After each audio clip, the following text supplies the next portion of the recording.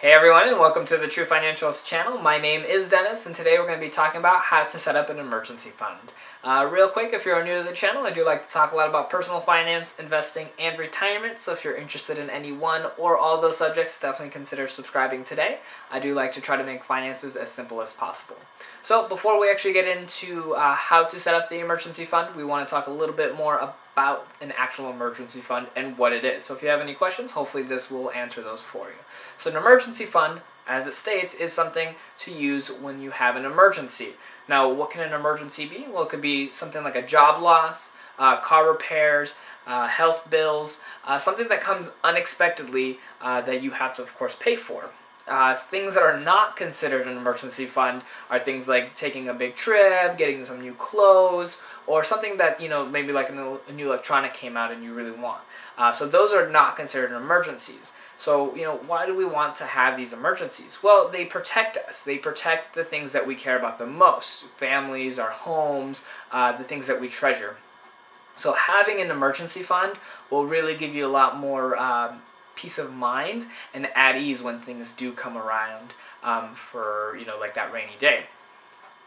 And so how much do you want to actually get started with an emergency fund? Well, depending on your financial situation, if you are currently in debt, the first thing you want to do is actually only have about $1,000 emergency fund. So if you follow the Dave Ramsey plan, that's getting $1,000 into the bank as quickly as possible. So, if you're right now really tight on your budget, and you're kind of curious, well, how can I actually save that $1,000 if I could barely make my ends meet?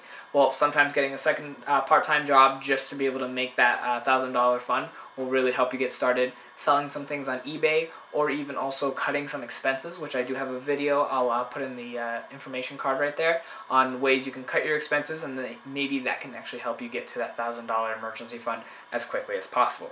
Now, where do you want to set this up? Well, there's a couple different ways you can do it. You can have it in cash, keep it somewhere at home, safe, or you can have it in a bank account. But when you have it in a bank account, I usually recommend having it somewhere that's not as easily accessible as your regular savings. So sometimes if you go with an online bank, such as Capital One 360 or Ally Bank, you can actually have it there in just a savings account, and it does take about 2 to 3 days to process whether you want to deposit or withdraw into your main account, which is really nice because then that 2 to 3 days will really give you some time to think of whether the item that you're trying to pay for is truly an emergency or not. Plus, also too, a lot of people are like, well, what if I need the money right away? Most of the time when it comes to needing that emergency fund money, it does take a couple days to have to actually pay. So if you went to like the hospital, the bill doesn't come in that moment, you usually have time to be able to pay for it. Same thing with a car repair. You bring it to the shop, you have a couple days, usually for them to fix it, and then you can have them, or you can pay them.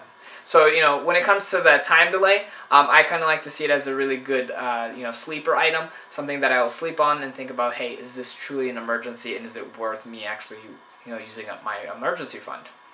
So that's what I personally would use when it comes to an emergency fund, and that's actually what I use when it comes to having it set aside. Now, some people say, well, what if I invest the money? That way I can earn a little bit more. The way that Dave Ramsey and even I kind of personally see it is that your emergency fund is more like an insurance for you. You don't want to have it invested in any stocks or mutual funds or anything else that can possibly make the money go up and down in volatility, because that can actually hurt you, where if you actually need the money and it's down in the stock markets or the mutual funds, you're going to be at loss with that money because you do have to pull it out regardless of where it's currently valued at. So you want to keep it at the minimal risk as possible. So usually either money markets or, like I mentioned, the Ally Bank or Capital One 360 do have some somewhat decent saving rates in comparison to any other banks, and that way you can actually earn a little bit of interest while having that money just set aside for you too. So those are going to be some of the ideas on how to actually save up for that emergency fund, how much to save for, and then where to put it. So hopefully that can help you and get you some ideas on getting to that path. Now, of course, that's very important, like I mentioned, to get that done before you start attacking debts, just because it's going to have, anytime something comes up on a rainy day, you have that money set aside, so it doesn't really stop you from being able to continue on the path of becoming hopefully debt-free. So we have our emergency fund. We kind of put about $1,500 while we're still attacking our debt and building our wealth. So hopefully after we're done taking away that debt, we're going to be able to build up to a full 6-month emergency fund. That's kind of where we feel we're going to be most comfortable when it comes to having money set aside for any type of situation. Alright guys, so that's what I'm going to have for you today. If you have any comments, definitely leave it in the comment section down below. Let me know where you're kind of standing at, if you're following that Dave Ramsey plan with the baby steps. If you're in baby step 1, 2, 3, or beyond. I'd love to kind of see people growing in their finances and being able to have a really great financial future. So again, as I mentioned earlier, I do like to talk a lot about personal finance, investing, and retirement. So if you're interested in any one or all of those subjects, definitely consider subscribing, because I do try to make finances as simple as possible for you. And if you enjoy the video, hit that like button.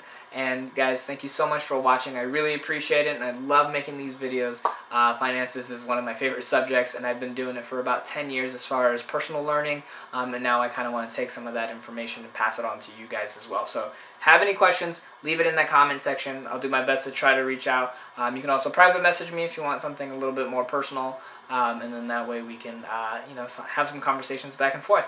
Thank you guys so much.